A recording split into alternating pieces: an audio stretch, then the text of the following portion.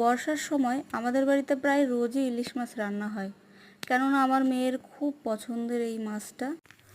আমাদের বাড়িতে প্রায় রোজই ইলিশ মাছ রান্না হয়, কেননা ইলিশ নিয়ে নো কম্প্রোমাইজ। আমার মেয়ের ইলিশ মাছ এতটা ফেভারিট, তোমাদের কি বলবো।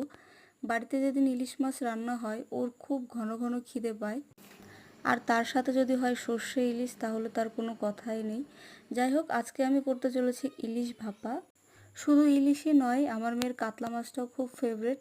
যাই হোক বন্ধুরা, আজকে আমি করতে চলেছি ইলিশ ভাপা। তো আমি কোন পদ্ধতিতে করি সেটাই তোমাদের দেখাবো। প্রথমে আমি শিলপাটায় বেটে নিয়েছিলাম দুটো শুকনো লঙ্কা আর কিছু কাঁচা লঙ্কা, সাথে নিয়েছিলাম সর্ষে, জিরে।